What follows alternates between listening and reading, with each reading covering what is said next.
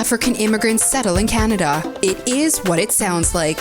They help newcomers from Africa settle anywhere in Canada and adapt to life here without hassles, providing individual and family support, driver's road test assistance, student support, computer skills training, and job search assistance. Free consultations are available all year round. Contact African Immigration Settlement in Canada. Visit AISIC.ca. That's AISIC.ca. So before we go into our talk for today, I'll be talking briefly about AISIC, standing for All African Canadian Immigrant Solution Incorporated. It was founded in May 2029, and it was established through the vision of a passionate leader who recognized the need to help African immigrants settle and thrive in Canada without unnecessary stress. And so since AISIC started, it has really remained committed to empowering newcomers to build a stable and successful life in their new home. We offer programs such as test assistance, driving education. We have youth empowerment and mentorship programs. We support international students. We have community and family support, elder and childcare support, employment and career development workshop as well. AISIC is also registered with Canada Revenue, and so we do have a CRA number. It's a non-profit organization. And so what that means is any donation that you give to AISIC will be eligible for official tax receipts. So today I have the privilege of introducing our guest speaker, who is Mrs. Tomilola Akila. She's a postgraduate degree in business management. She's currently a student of applied counseling at U of M. She worked in banking as credit and loan administrator in Nigeria for over a decade. And she worked in Canada as a case manager over a decade as well, initially in the private sector. And she is currently a case manager at the government of Manitoba. With a digital round of applause, can we please welcome our guest speaker for today? I'm not seeing the claps. Can we welcome? Thank you so much. You are welcome, Ma. You can go ahead with your talk. Good evening, everyone. Thank you so much. It's a privilege to be here to share and give some information about something that is very important and crucial to every one of us. I share my screen now, right? Okay. So a topic, as mentioned earlier, is planning for the future. We're going to be talking about retirement, healthcare, directive, will making, and funeral preparation. Today's is sharing information how to prepare financially, legally, emotionally for retirement and end of life. I know that this might sometimes be a tough talk, but as we all know, it's inevitable. And the goal is to give clarity, confidence, and build a roadmap that we can like right away. Please, I want us to know that all discussions here today is applicable to every other part of Canada except for Quebec. And this is my understanding as someone that was interested in making this plan and doing research on my own, and also a bit here and there from the job that I'm doing.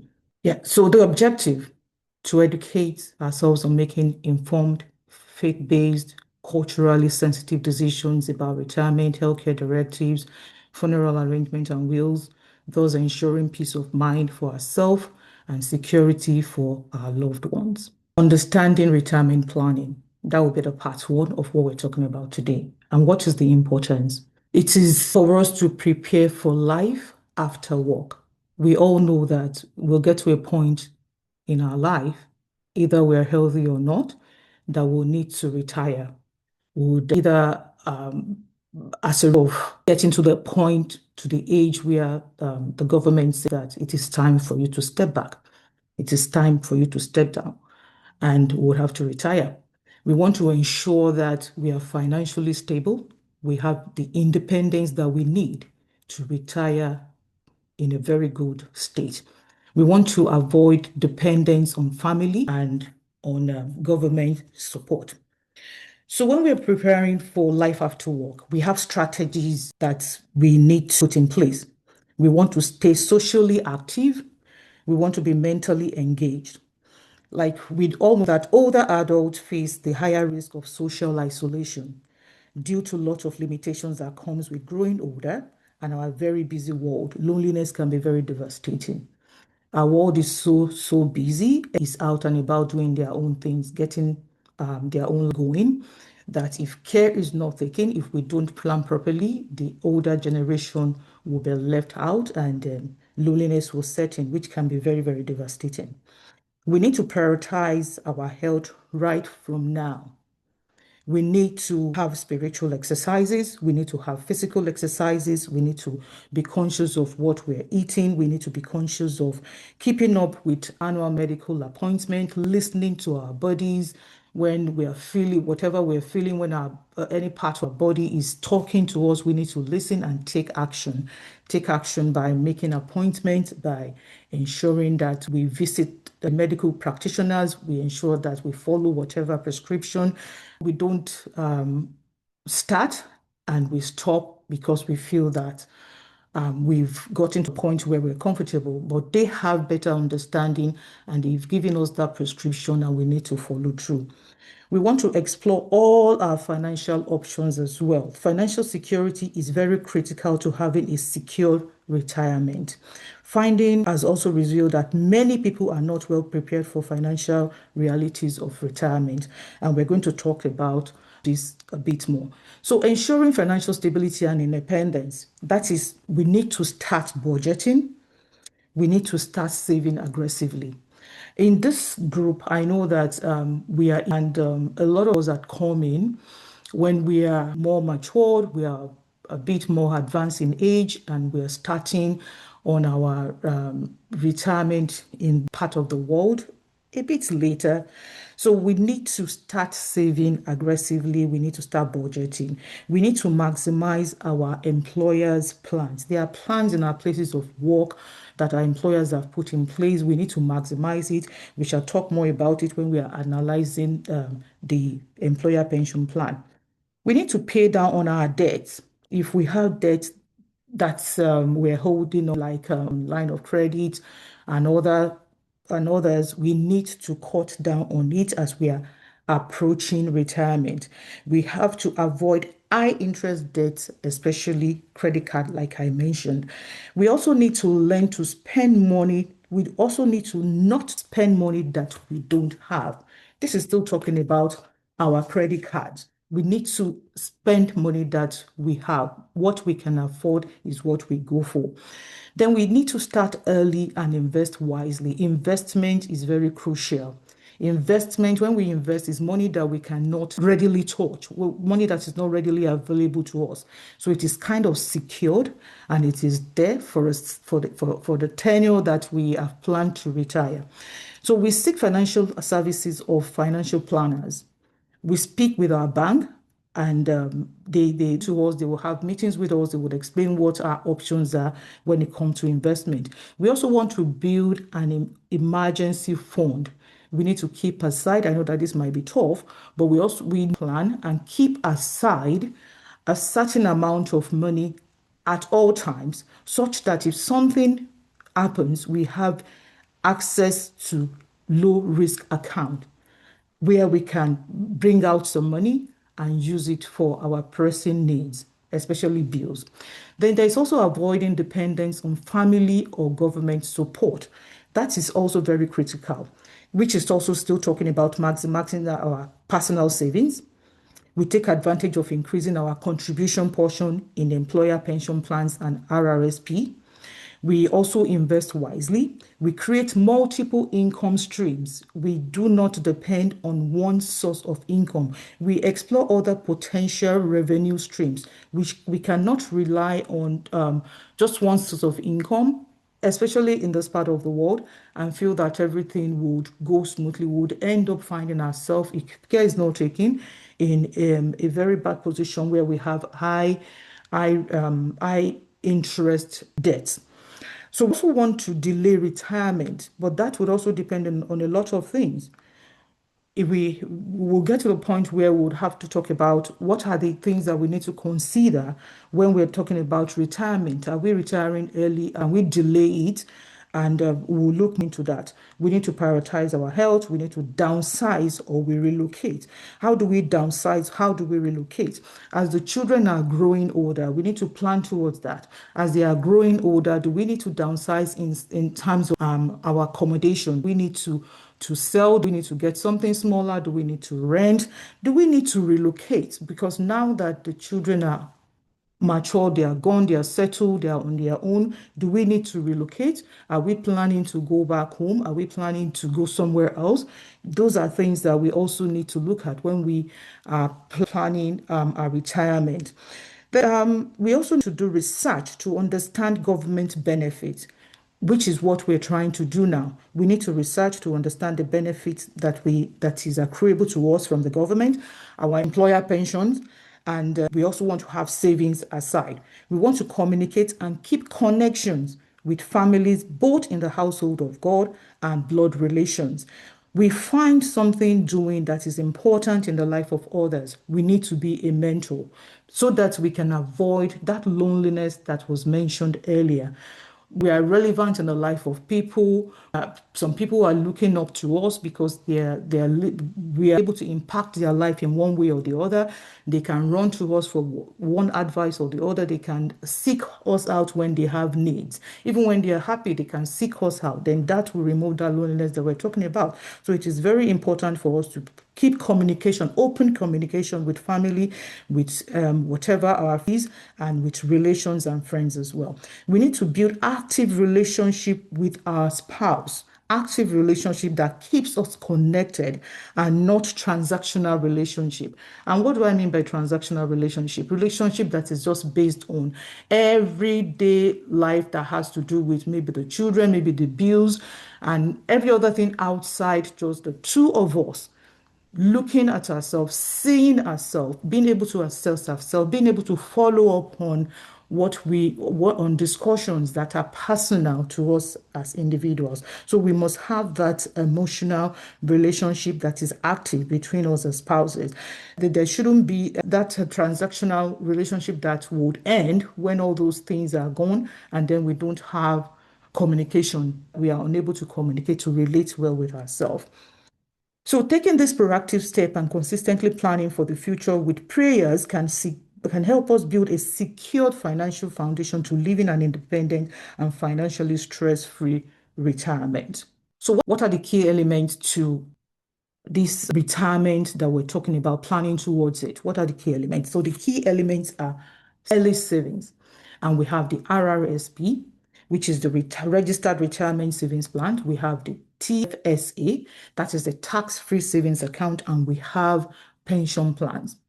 We also have investment options. We have government support, we have retirement budgeting, we have relationship building, which was just explained. So we want to talk about the government, just a brief about the RRSP. So RRSP, like the name depicts, is a retirement savings plan. CRA would always yearly give us a room for our savings in RRSP. There's also the tax-free savings account, which we can save in. We save into the account and we are able to have a tax credit as well towards our tax at the end of the year. And then there's the pension plan that is from our employers. They also have pension plans for us that we contribute towards and they also match it. There is the investment option, which we can talk to our financial consultants, we can talk to our bank, where they would have conversations, have discussions with us, and we'll be able to determine if we have low risk appetite or we have high risk appetite for investment, and they'll be able to advise us better. Then we'll talk about the government support. The government support for retirement in Canada is the Canada Pension Plan, CPP, and the Old Age Security, OAS, and the Guaranteed Insurance Income Supplement, the GIS, and the Post-Retirement Benefit. So I will take this one after the other, and I will start with the CPP, the Canada Pension Plan. It is a mandatory and automatic contributory social insurance plan for almost all working Canadians over the age of 18 years. You do not need to sign up. Once you start earning above a maximum threshold of $3,500, this is a data from 2024 from the CRA website. The CPP contribution rate maximum and exceptions are also updated regularly, yearly on the CRA website. So CPP provides a taxable income benefit for life upon retirement. It is funded by the employee, and if you're a self-employed person as well, you contribute towards the CPP. The amount you receive from these benefits solely depends on your average earnings throughout your working life, including how much you've contributed while working and the age you decide to start receiving your CPP. So the ideal retirement age is 65 years. You can decide to start receiving your CPP before then if you retire. You can decide to have it at 65 and you can decide to start getting it at 70 years as well. We'll go more into that. So the standard age, as mentioned, is 65 years old, but it can start as early as 60 with a permanent reduction or at age 70 with a permanent increase. So a permanent reduction in CPP payment refers to a lower monthly benefit amount for life. So if you choose to start receiving your pension before the standard retirement age of 65 years, the amount that you receive monthly is reduced by 0.6% for each month you receive it before your 65th birthday, meaning that you want to start receiving it 5 years before the ideal retirement age. So starting your pension at the earliest possible age of 60 means that you are starting 5 years early. This results in a maximum permanent reduction of 36%. 60 months at 0.6% is 36%. The reduced amount is the new base for your pension, and it will not increase even when you turn 65. Other than the annual cost of living adjustment, that is COLA. And this means that the government every year in January, they would increase the CPP by a certain amount so that it matches the inflation that is ongoing in the country, the inflation rate in the country. So if you delay starting your pension after age 65, your monthly payment increases by 0.7% each month you wait, which amounts to a permanent increase of 8.4% per year, 42% increase over a period of 60 months, which is 5 years. So for practicality, I would say that if, for example, I am eligible to receive the average CPP amount at age 65, presently it is $815 monthly.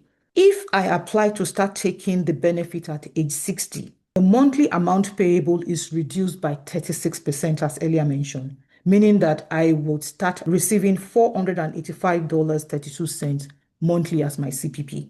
If I wait until age 70, the amount increases by 42%, meaning that I will receive $1,076.81 per month. That is 42% maximum increase that I can receive. And there is no increase even if I delay my retirement beyond 70 years of age. So there's no benefit past the age of 70. So waiting beyond age 70 will not lead to any further increase in my monthly CPP payment. Now, the highest CPP as of 2025 that is received by an individual starting at age 65 is $1,364. But we need to keep in mind that it is not everyone that will be eligible for this amount. And why is that? Because it all depends on the average amount all through our working life. So if we have started working as a Canadian or an immigrant, we have started working at age 20, less than 20, in our 30s, in our 40s, what we'll receive due to our contribution will be different. But if we started working early, ideally in 2025, I should receive $1,364 monthly as my CPP. You can access the estimate of your monthly CPP payment by logging into my Service Canada account, which every taxpayer in Canada should have. you should open the account so that we can have access to our CRA account as well. Then there's the post-retirement benefit. The post-retirement benefit is when you are starting your CPP retirement pension and you are under age 70. You will continue to make contributions. If you continue to work after starting your CPP retirement pension, let's say at 65, I started my CPP and I start receiving my benefit, but I still keep, though I won't be able to work 80 hours, but I can still work.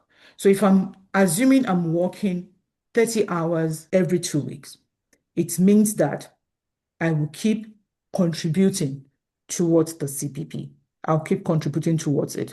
And I will become eligible for the post-retirement benefit, which invariably is an additional lifetime benefit that will further increase my overall retirement income.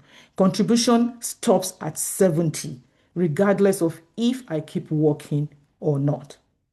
Contribution towards CPP stops at age 70. Then there is a CPP first year. So the CPP contribution that you make is matched by your employers. It is beneficial to make findings from your payroll and account and human resources, whichever is applicable to your organization, to where you work, to know the room towards which you can make more contribution towards your CPP, towards which you can make more contributions towards your employer pension plan. This is just so that we can maximize the benefit. So in the first tier, there is a contribution rate of 5.95 for earnings between $3,500 and $74,600 income. So the employer will contribute. Your employer would automatically deduct your portion of CPP from your paycheck, and they would also contribute towards it. So each employer matches an identical amount to your CPP on your behalf. That's the implication of that. Then there's the second tier of CPP. In this case, it is for those that their income is higher, and as such, the employer also matches at a contributory rate of 4%, unlike the 5.95% that is in the first tier. But because they are earning higher, the contribution is less. So there's also this remittance. So both your contribution and that of the employer is remitted to the Canada Revenue Services Agency. And factors to consider when deciding to start your CPP involves considering several factors such as your current financial situation and the need for income. What is your current financial situation? What is your need for income? Can you afford to contribute more towards your plan? Or you need that income for now? Your health, okay. So we've spoken about the CPP with the post with you still working after you have started earning your CPP at age 65. Then we want to talk about the old age security, which is the OAS. This is also a monthly payment available to individuals age 65 or older who meet Canadian legal status and residence requirements. So you must have legal status in the country. You must have the residence requirement before you can earn the OAS. The eligibility for this is based on how long you have lived in Canada and not your work history like the CPP. The CPP is based on your work history, how long you have worked, what you have contributed towards the post. But in the case of OAS, it all depends on how long you have lived in Canada and your legal status in the country. Income earners may have their OAS payment reduced. So the higher you earn, the lower your OAS would likely be. So delaying OAS can increase monthly payment. If it is delayed beyond age 65, Canada's program had 0.6% to the monthly benefit for each month and individual weight up to a maximum of 36% at the age of 75 years. That's 5 years after. Then when you're providing a permanently higher inflation adjusted income stream for yourself. This bonus is a trade-off. You sacrifice immediate income for a larger guaranteed payment later, making it beneficial for those with other source of income who expect a higher lifespan. So because maybe you've come into the so early in life, and you have other sources of to maximize your benefit from the government. You have other sources of income that can sustain you till the age of 70. So you can delay this and you start receiving it at the age of 70, and it will be at a higher, it will be of benefit. You earn more than if you start at 65. If you must be 65 years or older, if you are living in Canada, you must be a Canadian citizen or a legal resident at the time of application. So when you're putting in your application, you must be 65. Unlike CPP, you cannot start at 60. You must be 65 before you put in your application. You must you must be a Canadian citizen or a legal resident at the time you are putting in the application, and you must have resided in Canada for at least 10 years since the age of 18. If you are living outside Canada, that is when you're applying within Canada. You are 65 years, you have lived in Canada for at least 10 years since the age of 18. But if you are living outside Canada at the time that you put in your application and you are 65 years or older, you must have been a Canadian citizen or a legal resident on the day the individual left Canada. On the day you left Canada, you must have been a Canadian citizen. You must have legal status, and you must have resided in Canada for at least 20 years since the age of 18.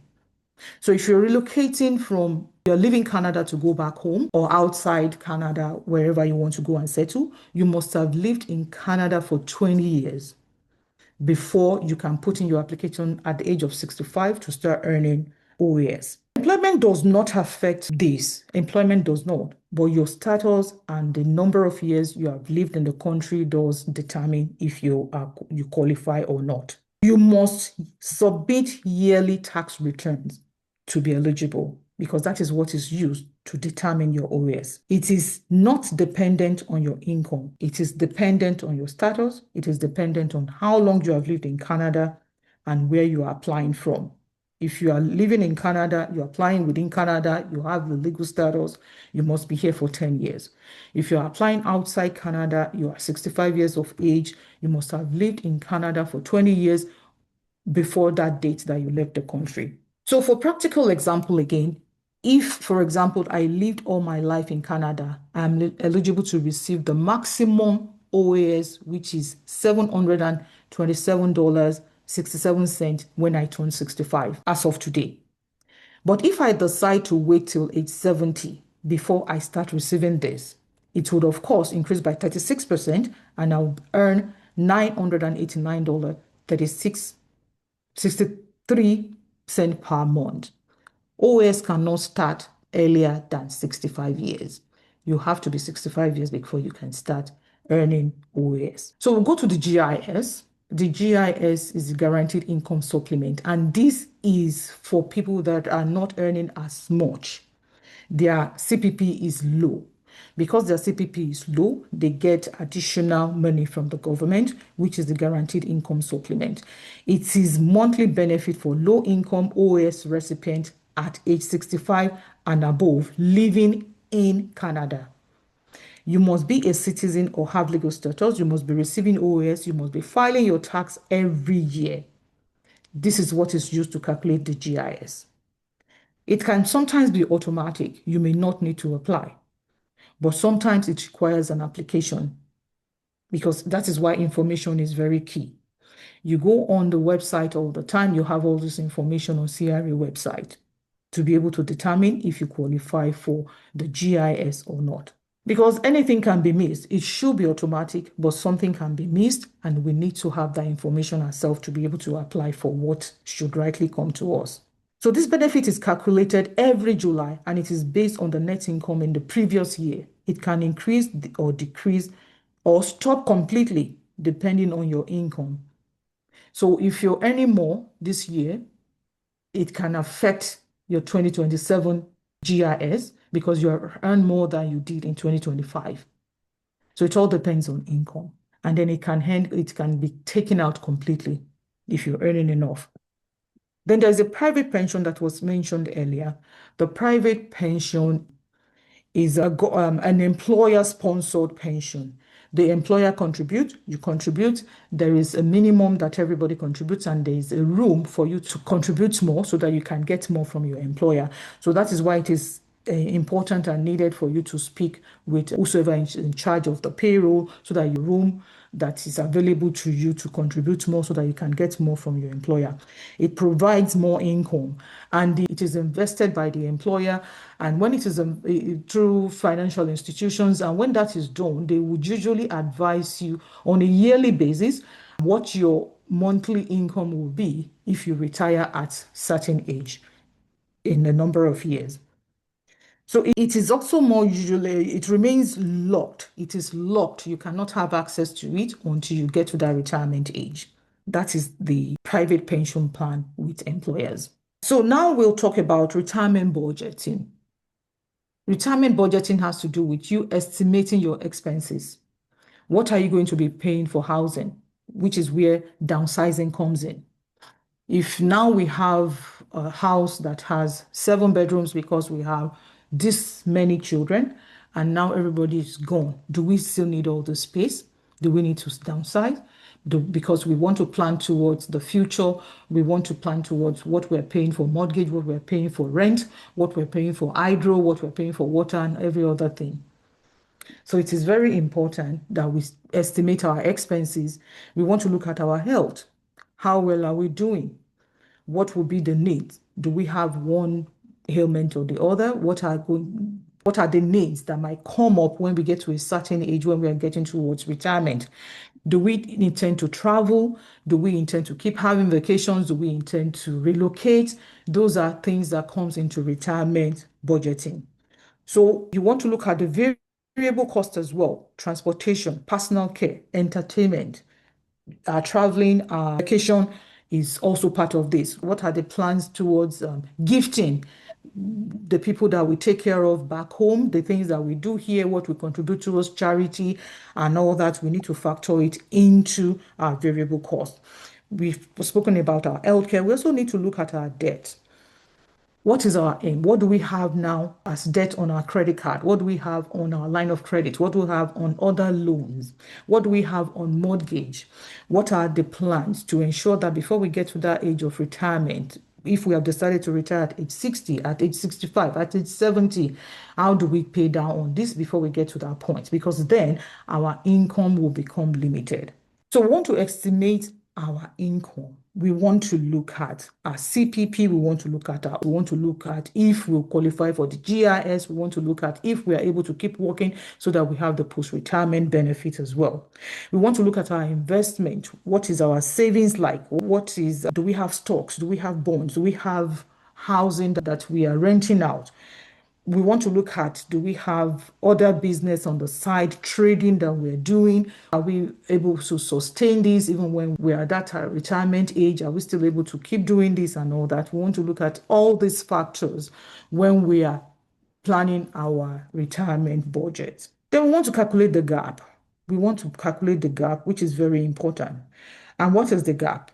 This is the total of the income estimated. This is the total of the expenses estimated. When the income is greater than the expense, that is great. So there is room for us to inflation and all that. But when the income is less than the expenses, then we need to start cutting down. What are we having now? What can we plan to cut down before we get to the starting age?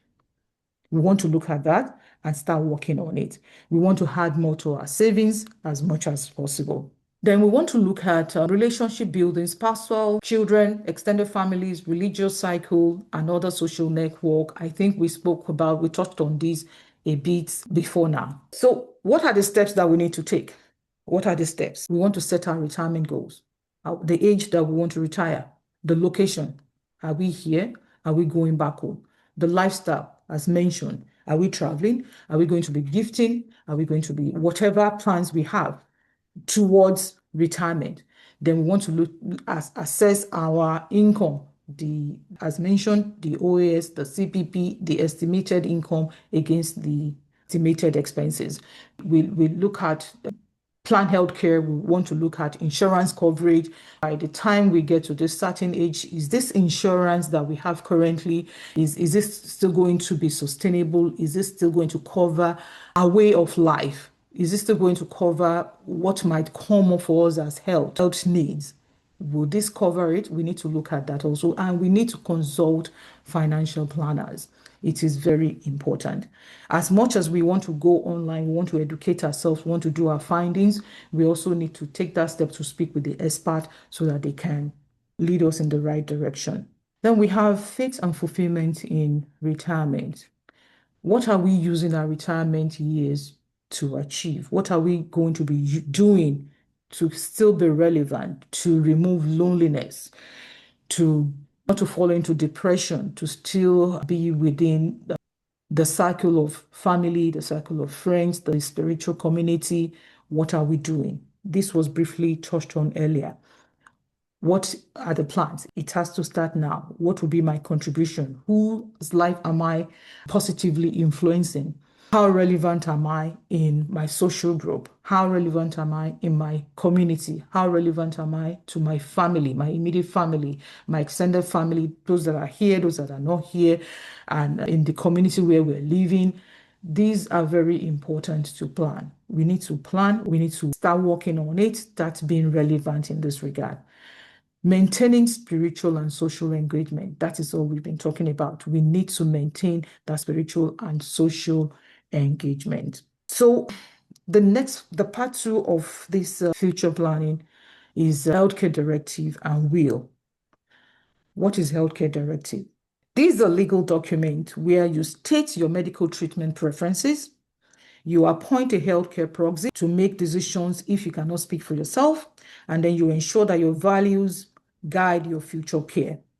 You are covering everything from life support to comfort care, and it would have to be signed, dated, and shared with loved ones and your doctors. This document, also called the Advanced Care Plan, ensure your wishes for treatment, resuscitation, and even end-of-life care are respected.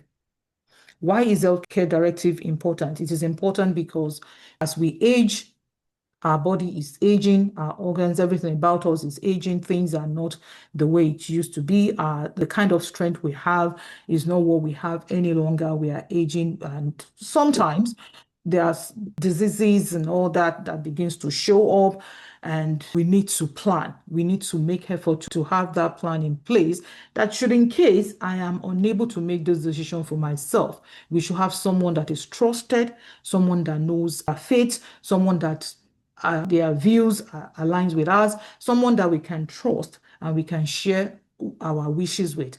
And this has to do in conjunction with our healthcare support, our doctors. It has to be done alongside with them. They know our health conditions and they can plan better with us on this journey of making healthcare directive.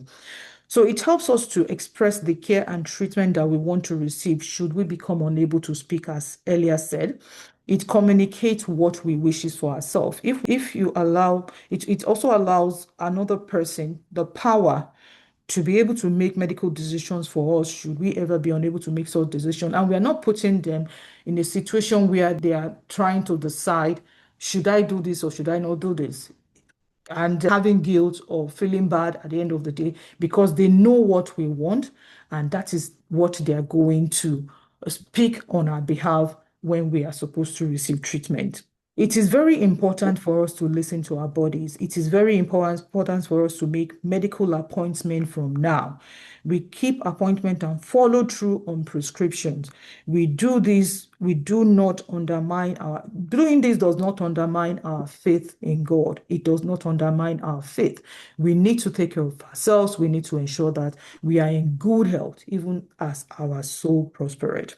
I've spoken about the importance because it acts as an effective means of communication for our wishes and desires concerning our treatment. It prevents family dispute, stress, and lifetime guilt. Family dispute because this person feels that dad or mom should be treated this way. This other person feels that no, this is the way they should be treated. It helps to eliminate that. It empowers a trusted person to make important decisions on our behalf. And there are components to it. The components of healthcare directive is that it is a living will. It is giving specific instructions for preferred care. It is the treatment decisions and constraints are all stated out. It upholds our values and beliefs, ensuring that decisions aligns with these. It designates a proxy or proxies. We can have more than one person making our decision. If this person is not available, go to the next person. It gives them that opportunity to follow through on our beliefs. And it has to involve our family doctors. Organ and if desired, that is also part of it. If we wish to donate any part of our body, it is also in it. And then we sign and it is witnessed by people that are there. So healthcare directive and advanced care planning, the goals, ensuring personal autonomy, guiding healthcare team. It guides the healthcare team. They are not doing what we don't want. They are doing what we want, what we believe, what our wishes are. That is what they will do. It relieves our family and our friends' burden. It reduces family conflict and takes away guilt.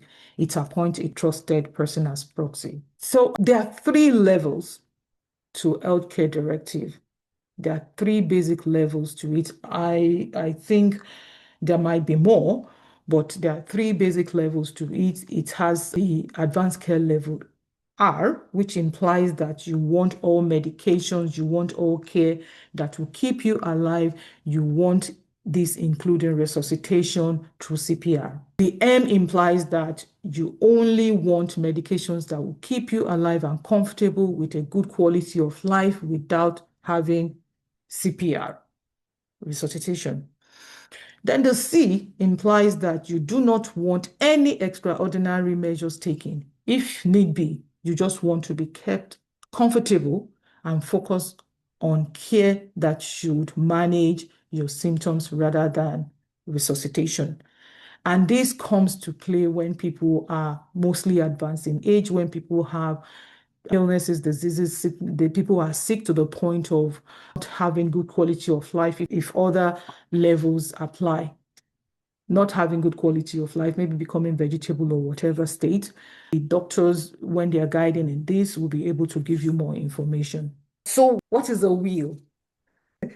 This is something that people don't really focus on, but anyone that is age 18 and above should be able and willing to do a will. A will is a legal document that outlines how your asset, whatever you have, whatever your earthly possessions are, how you want it to be distributed after your death. It allows you to designate beneficiaries, name guardians for minor children, and appoint an executor to manage your estate, ensuring your wishes are followed. Why is it important to write a will? It ensures that your property goes to the right person. It prevents family dispute. It protects minor children and dependents. It also provides complete properties ownership. It helps you, this means that it helps you to, your thoughts are gathered. You know that I have A, I have B, I have this bonds, I have this shares, I have this home, I have this house in where I'm coming from, I have that. It ensures that you are able to capture all of these things and be able to distribute it as you wish. That's the importance of writing a will. And then there's the component of a valid will. There's the identification of the testator, which is you. There is the appointment of an executor, the person that would administer, that will stand in place to share it. There is also the list of assets and beneficiary. There is the guardianship for minors, those that are less than 18 years. And there is a witness that will sign alongside you. And there's also the need to update your will and store it in the right place. Assuming you drew your will when you were very young, 18 and a bit above 18, you are married and all that. But when you're married, when you give birth, when you have more purchases, when you have more investment, there's need for you to update it. You need to keep the copies in secure places, and you need to inform your executor and lawyer as you update, as your situation and circumstances changes. Then there's what happens without a will. What happens when there's no will? the court decides how property is divided. That is someone that has died intestate. There is long delays and there's possible dispute, and there's also cost that is associated with this. Funeral planning is a gift both to yourself and to your family. And this is the last part of planning our retirement. So it reduces emotional and financial stress on the family. It ensures your wishes are respected. It helps to organize cultural or faith-based burial and traditions. What do you need to consider? What type of service do you want? Is it burial? Is it cremation? Is it repatriation? If you're from another country, do you want your body to be taken back? In that case, you have insurance in place already that will take care of the cost. There's budgeting, there's funeral home cost, there's casket, there's transportation, there's reception, whichever way you want to have it. There's funeral prepayment plans. You have advantages and cautions concerning this. You can lock in the cost right now if you make the plan and you pay for the funeral. There's cultural and religious preferences. What is your religion? What is the tradition? What are the customs? All of these are well laid out in your funeral plan. There's documentation. You store the funeral wishes and receipt in a safe and accessible place to people that you trust. You inform trusted family members and legal representative, and you can even write your eulogy. In this day and time when we don't have so much time that we spend with our children, with our siblings, a lot of things about us, our history is lost. So these are things that can be documented as well. Then there is the community and emotional support. What is the role of the family? What is the religion, affiliation, and cultural association? There's grief counseling and there's spiritual support when the eventuality does happen. And the closing section, the takeaways from this talk this evening is that planning ahead is a sign of love and responsibility. It is a sign of love for ourselves, for our family, for our friends, and it's also showing that we're responsible. It honors our values. It ensures that our faith and cultural identity are kept. It empowers us and our family for peace of mind and security. It takes care of the now and the after. Thank you so much for listening, and that is the end of the discussion. Well, thank you so much, Ma. Can we just give her a digital round of applause if you can, please? That was amazing and very timely, I must say. Thank you so much, Ma, for sharing with us.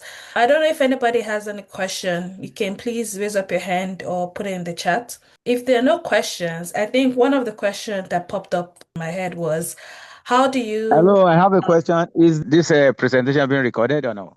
Yes, it's been recorded. Yes. Is it possible to get a recorded version of it? Yes, we'll talk to the CEO, sir, and we can get that across to you. All right, thanks. Thank you so much, sir. So one question I have was, how do you, I guess, make a will? Where do you go to initiate that process of starting a will? The funny thing about will is that a lot of time we feel that it has to be this elaborate thing, and it doesn't have to be. Sometimes wills are handwritten. I can sit down with my spouse, I can write my will. I can sit down with a trusted friend, a mentor, and write my will. It can be handwritten. It can be typed. It can also be done with a legal advisor. You can go to a lawyer, it's done. There is also a kit online that can be printed and filled out, and you have it notarized, and it becomes legal. There must be a witness that would sign, that will attest to the fact that this was done when you're of a sound mind and not that. So it can be done with a legal counsel. It can be done just doing it on your own and having someone witness that, yes, this was done when the person is sane enough to do it. Thank you so much. And so if someone is doing it, having someone to witness, does that person have to be a legal person or just another family member? Or is there any Can be another specification? family member, but must be someone that is trusted, right? Okay, Someone that you can trust not to be manipulative. right. And the document needs to be stored in a safe place where it's not just anybody that would have access to it. Thank you so much, Ma. There's a question in the chat. It says, kindly update us on estate planning. The person is wondering, is this different from a will? Estate planning, it's not really different because it's still talking about your earthly possessions, right? It's still talking about what you have. It's still talking about how you want it distributed when you are gone. Thank you. There's also another question. It says, I heard that creating a trust account is better than making a will. Is that correct? If so, how do you go about creating? A trust account. Now, these are technical words that are used sometimes to qualify basically the same thing. A trust account at this time, I cannot speak a lot to it, but I would say that this person should go and do a bit more research and compare both. I can also do the same and send a response back through the CEO. The Perfect. Thank you difference so between a trust account and a will. yeah. Perfect. Thank you so much. And I guess regarding a will as well, my question is if someone doesn't have a will and then the person passes on, and let's just assume it's a peaceful family, so to speak, so there's no fighting against any will. My question is, are there implications if someone does not have a will? Well, like you said, if it's a peaceful family, everybody have that understanding. There won't be any dispute. This is for dad, this is for mom, this is what they have, and I'll take this. This will be good to me, this will go for me. So it doesn't have to be, there should, we don't really have to have a will.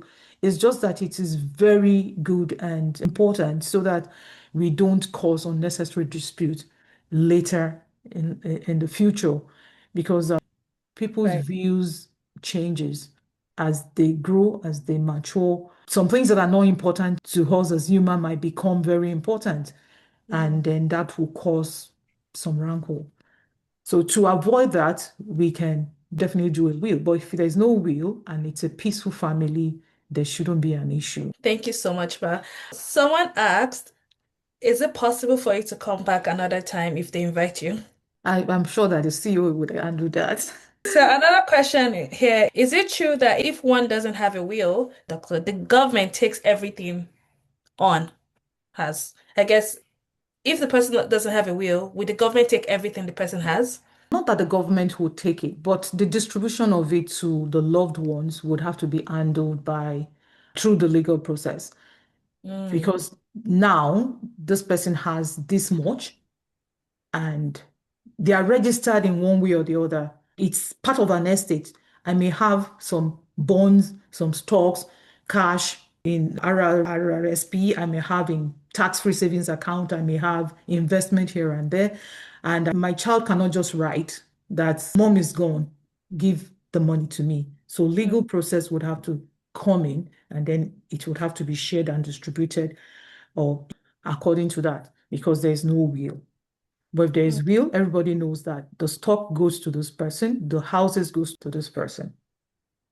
So my follow-up question is, I know when I had to open some bank accounts, they will put allocation for, do they call it next of kin? I can't remember, but there's always a percentage allocation, a beneficiary, so to speak, that they put on those accounts. Yeah. So in a case where there is no will, I guess with the government or with the lawyer default to the allocation that has always been stated on those accounts. That's also a wish. That is a wish that I've expressed. So it would also be followed. All right, thank you so much. I don't know if anybody has any other question before we wrap it up for today. Seeing none, I guess I would appreciate if you could share your slide with the CEO so you could share with us, just so we can learn more as well. I would really, really, really appreciate if you can give our guest a special round of applause for taking the time today to talk to us on this wonderful topic, an important topic. Please do give a digital round of applause if you can. So thank you so much, Ma, for coming today. Thank you for sharing from your wealth of knowledge. I pray that God will continue to bless you and increase your knowledge as well. Thank you. And I'm Amen. sure if you have any question, we can reach out through the CEO. It's a new land, so let's try to learn as much as we can so that we are well prepared for the future. So thank you so much, everyone, for joining today. I wish you a very wonderful rest of your day. Thank you and have a blessed night.